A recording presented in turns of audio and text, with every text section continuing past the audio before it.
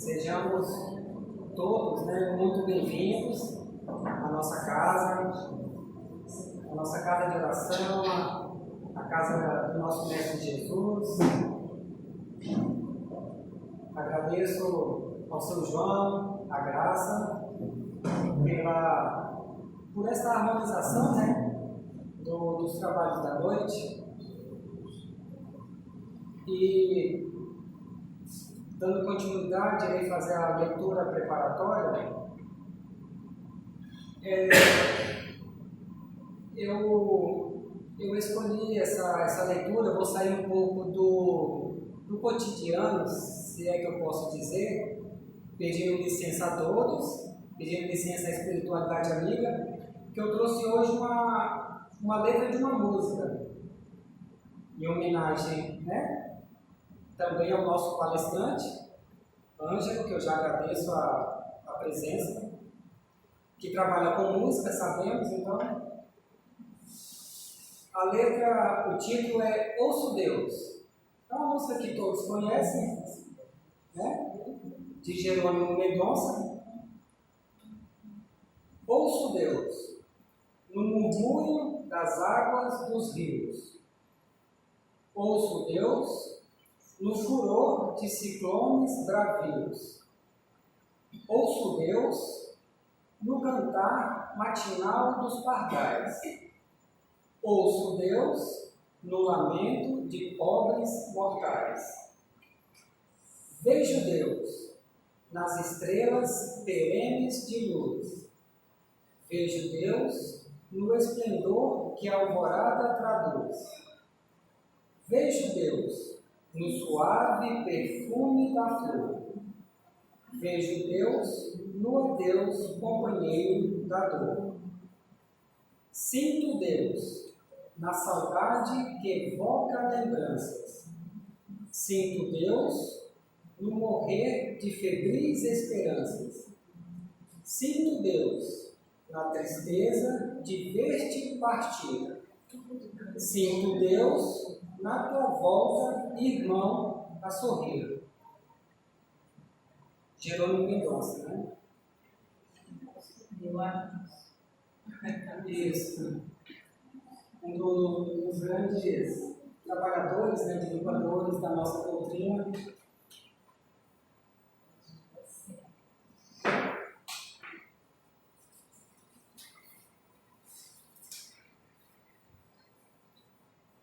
Então,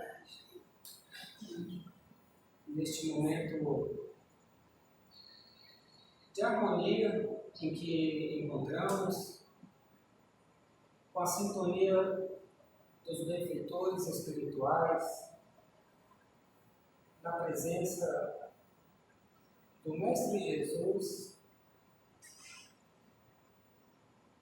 agradecemos por mais esta oportunidade de aqui estarmos à procura de ensinamentos, à procura do nosso melhorar. Sempre aqui estando, de coração aberto, de mente aberta, para os conhecer, para os conhecimentos que o nosso irmão trouxe e trará para cada um de nós, para todos nós. Agradecemos a presença dos irmãos também, que estão por chegar. Que tenhamos uma noite abençoada. Que o nosso irmão Ângelo seja abençoado, incluído das melhores vibrações de amor, e que possamos permanecer nesta paz e agradecendo. obrigado que assim seja.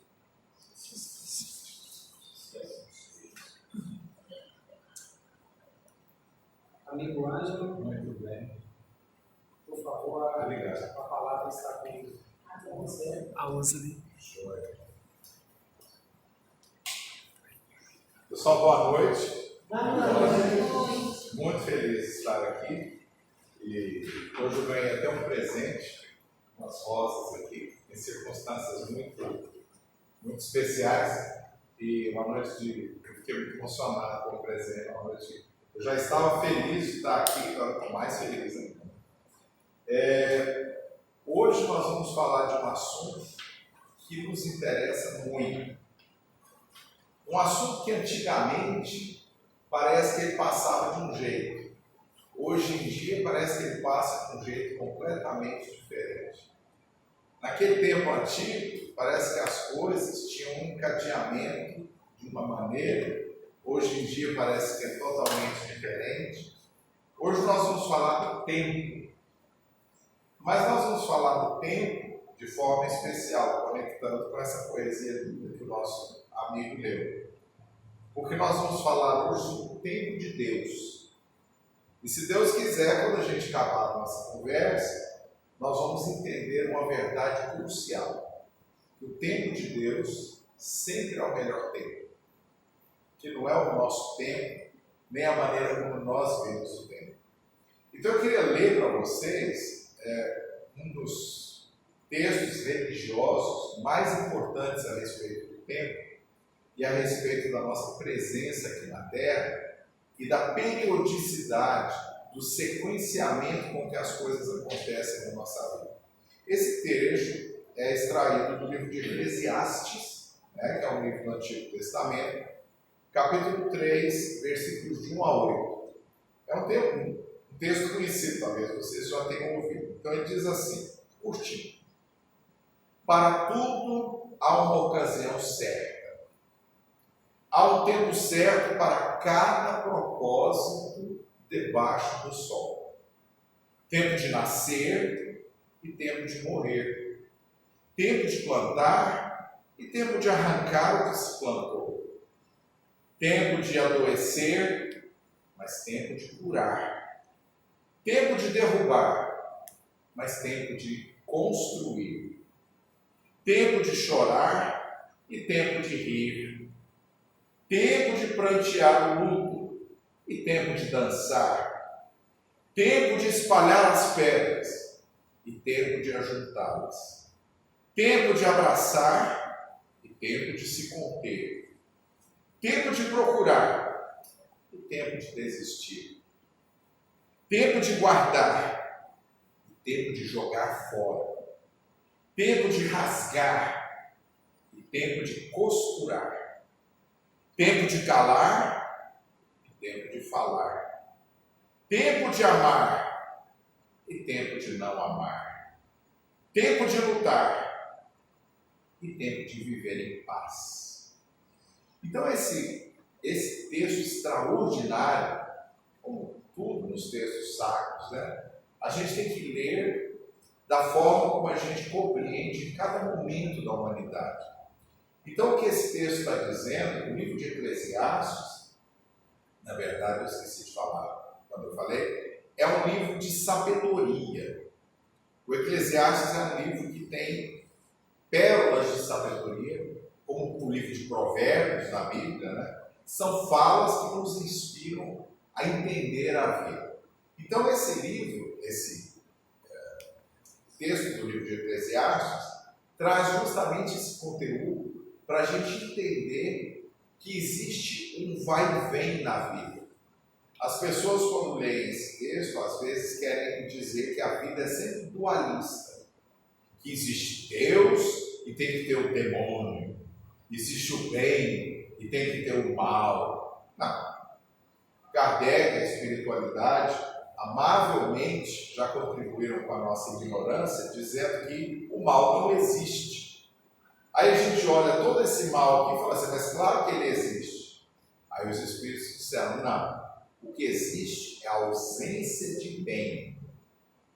Porque quando o bem proliferar sobre a terra, ele causará uma harmonia tal que o mal deixará de existir. Como a luz e a sombra.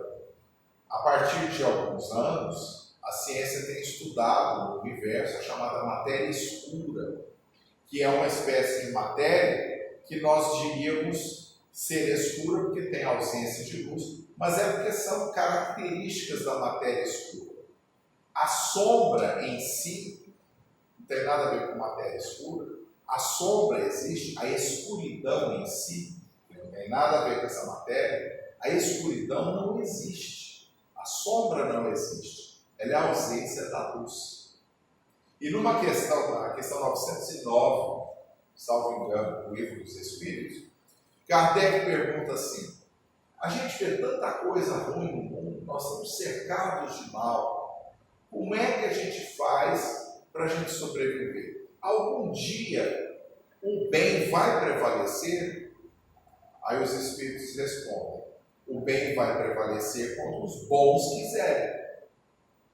Aí Kardec deve ter ficado espantado e os Espíritos disseram: o problema é que os maus são audaciosos. Eu adoro essa descrição, que o mal é audacioso, o mal é ruidoso. Vocês já viram tanto que o mal faz barulho? As pessoas que defendem o mal, a eloquência, o texto ensaiado, como é que elas falam e vão magnetizando as multidões. E eu tenho um ditado que me acompanha há muitos anos, que é o seguinte: só tem tamanduá porque tem formiga.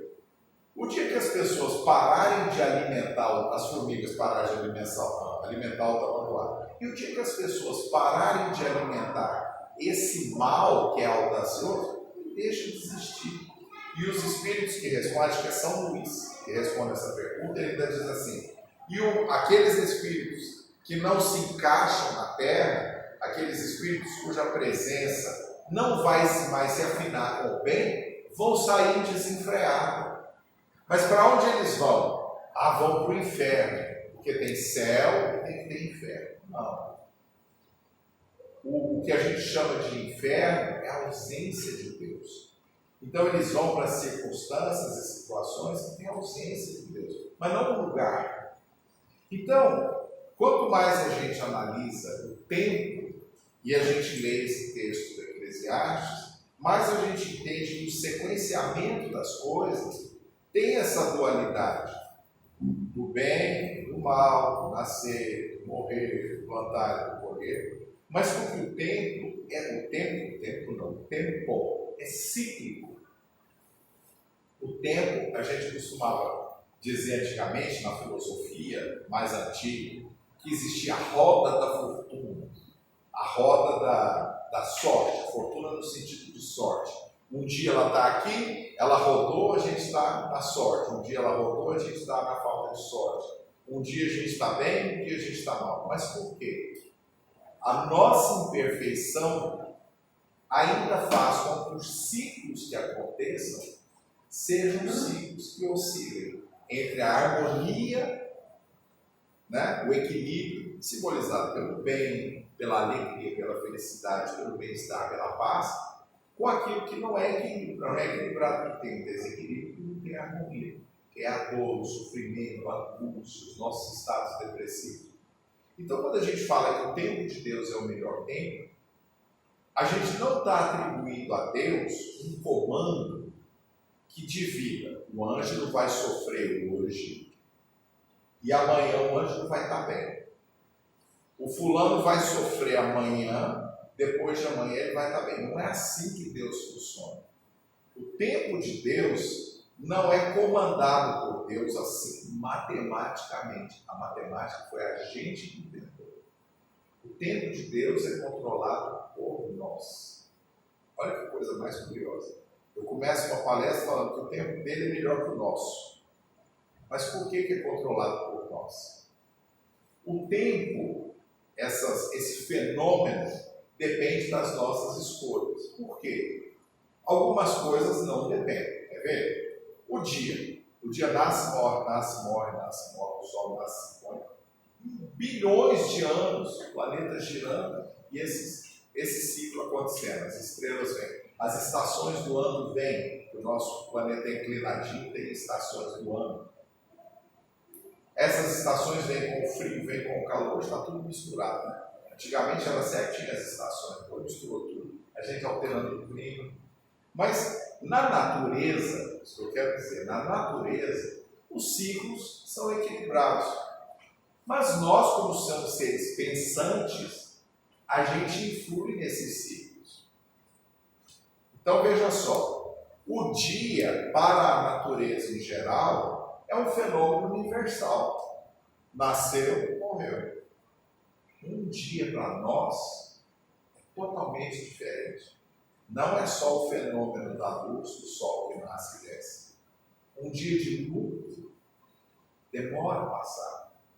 O dia de luto se arrasta. O dia que a gente acompanha uma pessoa no hospital, arrasta. O dia que a gente está em Paris, tomando café, o dia que a gente está viajando, que a gente foi para Caldas Novas, vamos passar o dia lá no Hot Park. O dia faz assim, porque o tempo, enquanto fenômeno da natureza, é o que a gente chama de fenômeno universal. Mas quando é para nós que somos seres pensantes, somos espíritos, ele é um fenômeno pessoal. Cada um vai sentir o tempo de forma diferente. Eu costumo dizer assim, a gente vai para o médico, e médico, todo mundo sabe, 2 horas de atraso, né? É a média. Tem uns que são rápidos, mas a média é 1h30, 2 horas. Se você ficar lá sentado, a gente entra em pânico, a gente começa a conversar com todo mundo, começa a bater os pés, vai tomar 10 copos de água, porque toda vez levanta para fazer alguma coisa, vai dando. Esses dias eu fui ao Detran, no VaptVult, no Detran, fazer um negócio lá no carro, renovar minha carteira, que eu fiz nos anos, então aí eu tive que renovar minha carteira, não vou falar. Eu falo, fui 60, aí eu fui renovar minha carteira. Eu fiquei lá mais ou menos umas 2 horas, mas eu tinha levado um livro que eu estava lendo, eu não vi passar. E eu li, sei lá, umas 60 páginas do livro. Então o fenômeno do tempo, para nós que somos seres pensantes, que temos escolhas, que temos poder sobre a sequência de atos da nossa vida, o tempo é relativo. Ele é um fenômeno pessoal. Então, a gente inventou a matemática do tempo. Dia, horas, dividido em 60 minutos, 60 segundos e tal. A gente dividiu matematicamente a natureza. Mas como a gente percebe, como eu disse, aí é um fenômeno nosso. Então, isso nos traz ao que eu falei há pouco. Por que o tempo de Deus é o melhor tempo? Na verdade, esse tempo está sob nosso controle. Porque é como nós levamos a vida que o tempo de Deus se manifesta. Não é curioso? Porque se nós levássemos a vida de um jeito A, B ou C, e o tempo de Deus, sem ligar para isso, fosse cortadinho assim, nós teríamos um negócio na nossa vida, uma coisa chamada destino, fatalidade. E a gente não tem fatalidade. A doutrina espírita já explicou para nós inúmeras vezes, em inúmeras ocasiões, que não há destino e nem fatalidade. Há planejamentos que são diferentes. Porque no planejamento não existe obrigatoriedade. Porque o planejamento passa pelo quê? Pelas nossas escolhas. Então a gente tem um problema muito grave com a encarnação. Para a próxima encarnação, a gente resolve fazer lá um planejamento e a gente quer que aconteça uma coisa muito grave na nossa vida. Muito grave. Essa coisa grave vai acontecer de comum acordo conosco. Pode ser uma doença, um fenômeno, uma perda de mente querido, alguma coisa. Vai acontecer na nossa vida, porque a gente está oferecendo a nossa vida para consertar o outro problema. E a gente quer ter aquela experiência dolorosa para a gente se redimir daquilo que a gente fez antes. Por quê? Porque na nossa reencarnação, a gente tem 3 coisas que são necessárias para a gente cumprir e ficar quites com Deus, com a providência divina. Primeiro vem o arrependimento. A gente tem que arrepender do que fez. No que vem o arrependimento, vem uma outra coisa chamada expiação. Aí a gente vai passar por um sofrimento semelhante para a gente expiar. Não é castigo. É só para a gente passar, porque geralmente isso que a gente fez e que se arrependeu, não foi para a gente. Às vezes foi. Mas geralmente a gente fez isso para outra pessoa. Agredindo outra pessoa, violentando a vontade ou a vida de uma outra pessoa. Então, na expiação, nessa sequência de expiação, a gente vai experimentar semelhante, porque a gente escolhe experimentar para ver como é que foi, para a gente sentir a mesma dor. Pronto! E agora vem a terceira, que tem o arrependimento, a expiação, e depois vem o equilíbrio. Esse equilíbrio que a gente fala é a correção do que a gente fez. Aí essa correção, essa quitação final, é quando a gente vai trabalhar para consertar aquilo que a gente fez. Então, primeiro a gente arrepende, primeiro passo. Segundo, expia. E depois a gente vai corrigir aquilo ali. Então, quando a gente age no nosso destino, a gente às vezes, como eu disse, vem com aquela vontade. Eu quero passar por essa expiação. Eu quero sofrer isso, porque foi isso que eu fiz o fulano sofrer. A gente pede. A gente acha que a gente vai encarnar e os espíritos planejam tudo para a gente chegar aqui e sofrer. Os espíritos planejaram o meu sofrimento porque eu mereço. Não, a gente estava lá sentado. E a gente queria muito mais coisas, sabia? Os espíritos cansam de falar para a gente. A gente queria muito mais coisas. Aí os espíritos olham para o outro e fazem assim. Risca assim. Porque a gente acha, porque lá é tudo muito bom, né? Aí lá, não pode correr que eu vou aguentar, não vai não. Os espíritos já sabem, eles estão mais evoluídos que a gente. Então a gente escolhe alguma coisa. Mas, ao longo da vida, a gente muda nossas atitudes. A gente muda o nosso querer. A gente muda a nossa forma de agir com as pessoas. A gente muda a nossa forma de agir conosco. O que acontece? Aquela expiação não é mais necessária. Por quê? Mas a expiação é necessária. Não. A expiação para que era? Para a gente sentir exatamente o que sentiu aquela pessoa, mas também para a gente entender as motivações que fizeram a gente cometer aquele problema. Porque o problema é assim.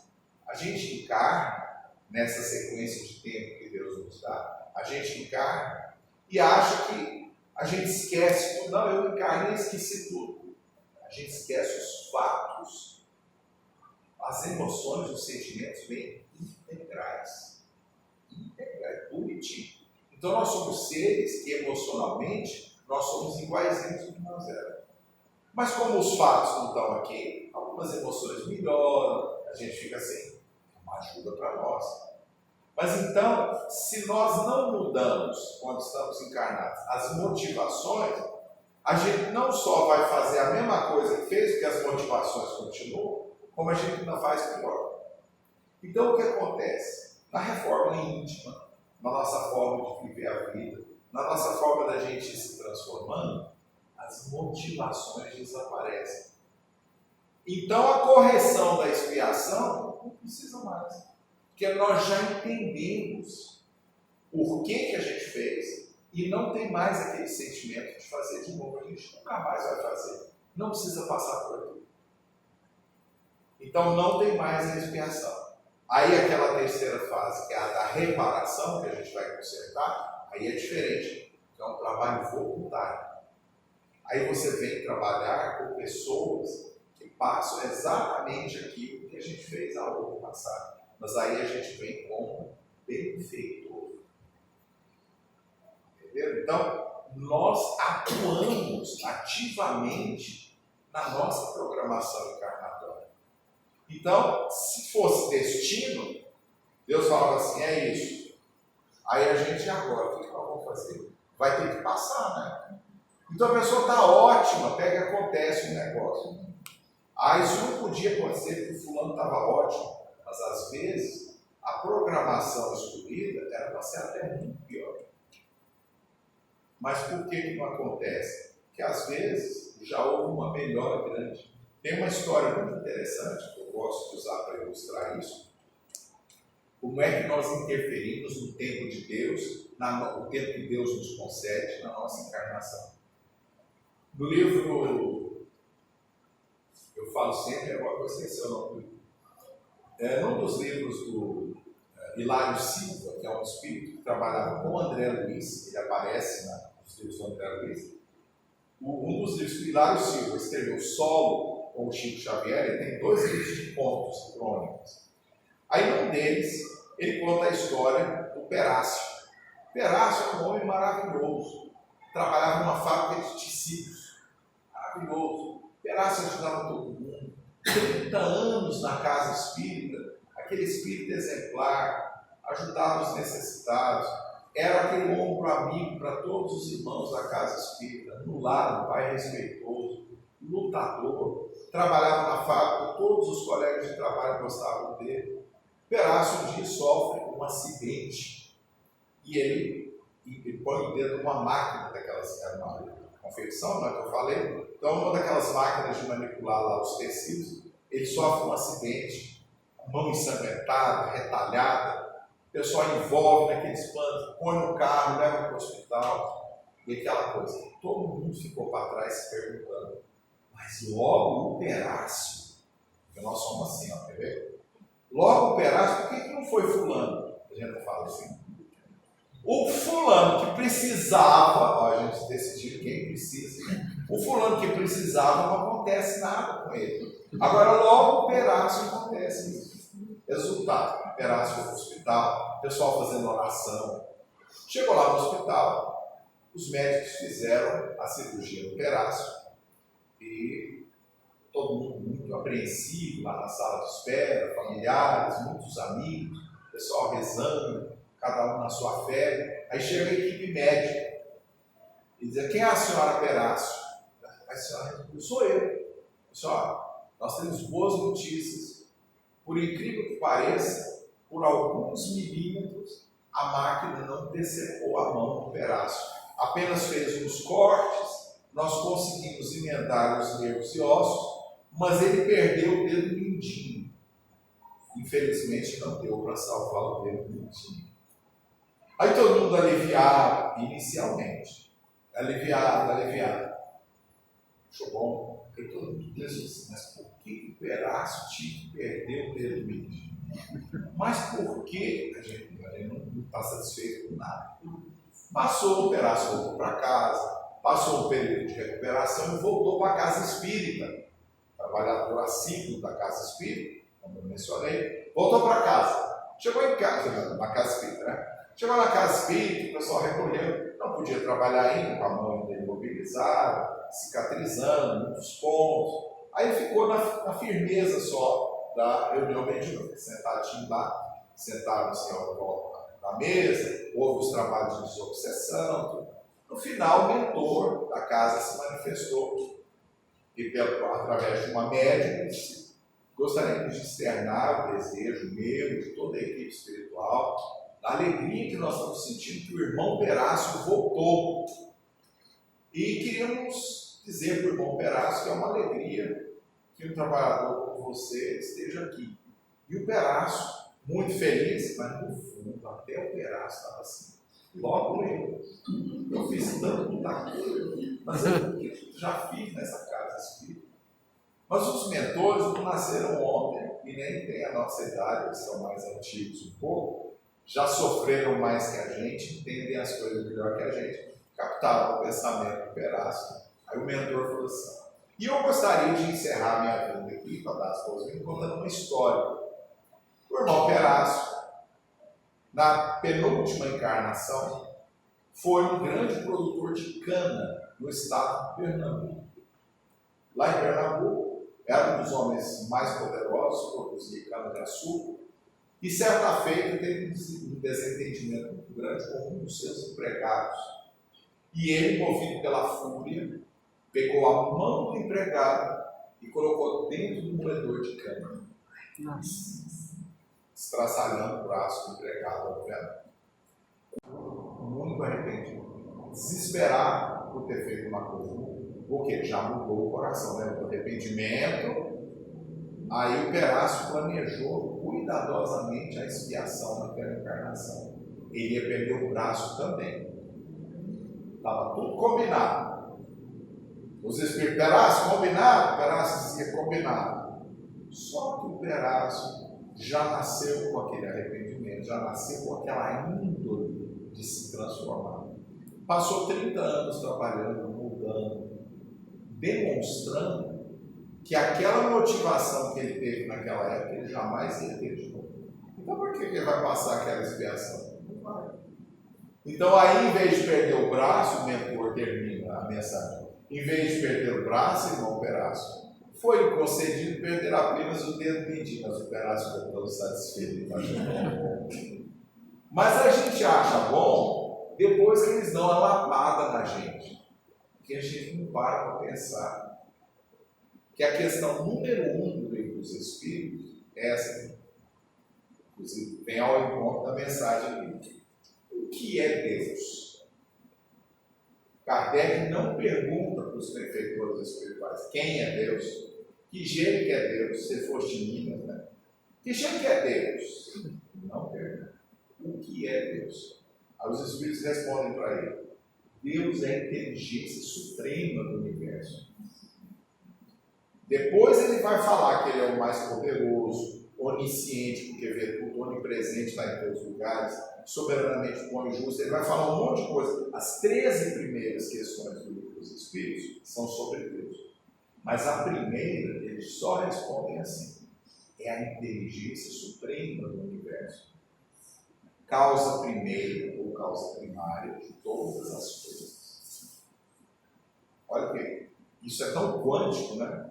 É um Deus que não é tribal, carequinha, igual o Deus lá de Trindade, do ícone do Divino Pai Eterno, né? Que é um senhor careca, mas Deus tinha que ser careca, gente, eu penso assim.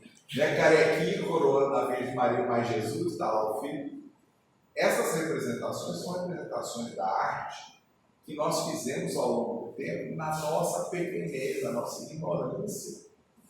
Quanto mais a ciência avança, eu vou arriscar dizer, menos compreensível Deus vai ficando. Graças a Deus. Sabe por quê? Porque a gente vai vendo o tamanho de Deus. Aquele Deus carequinha lá de Trindade, do jeito que ele é representado, ele não criaria essas 400 bilhões de galáxias no universo inteiro. Ele criaria. Agora, a inteligência suprema, causa primeira de todas as coisas, porque então nós somos o efeito de Deus. Essa inteligência é espetacular. Aí, o que acontece é o seguinte: se ele é inteligência suprema, ele não vai errar. Não tem jeito de Deus errar. Aí ele criou um monte de leis que são absolutamente perfeitas. As duas mais importantes, com as quais nós convivemos, mas muitas vezes esquecemos, isso nos gera muito problema, né? São as leis de causa e efeito e ação e reação. Reação diferentes uma da outra. Causa e efeito é mais brando. Uma causa tem um efeito. O efeito vai transformando.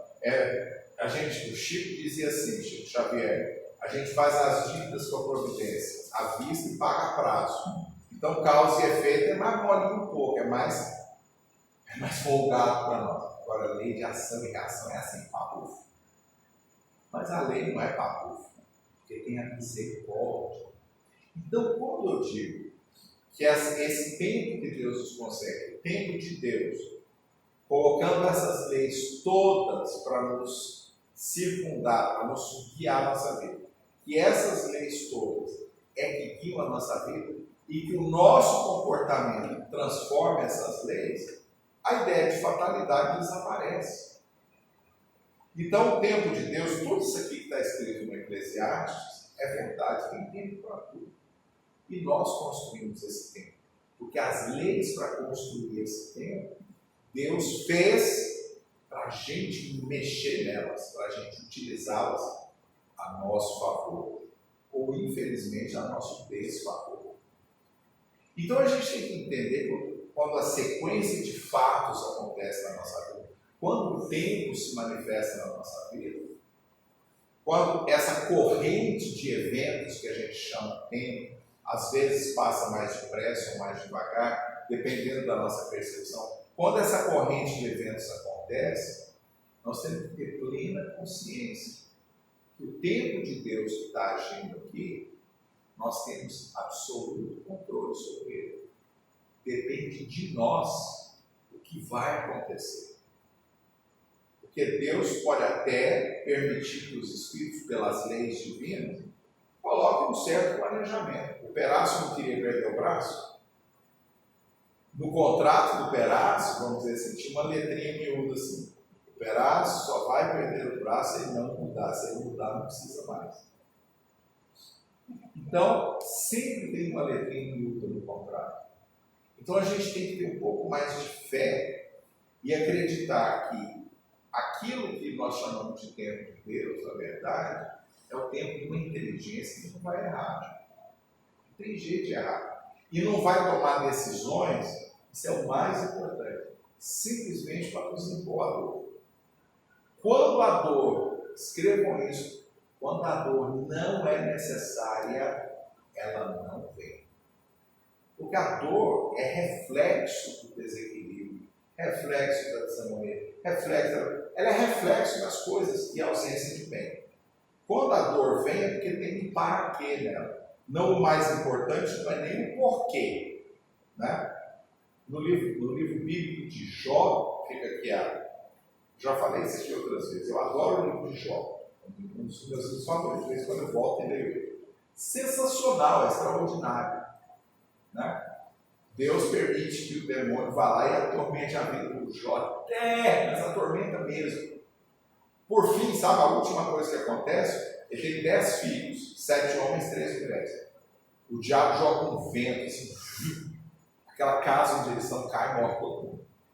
Então, assim, o Jó fica coberto de chagas, do alto da cabeça à planta dos pés. Tudo que vocês imaginar acontece com o Jó. Ele não reclama nenhuma vez. Já ouviram falar na paciência de Jó? Ele não reclama nenhuma vez. Nunca o Jó perguntou por quê. Mas mais para o fim do livro de Jó, ele curtindo até umas 10 páginas, não sentado. Mas no final ele reúne com os amigos e eles começam a filosofar, ele todo coberto de chagas.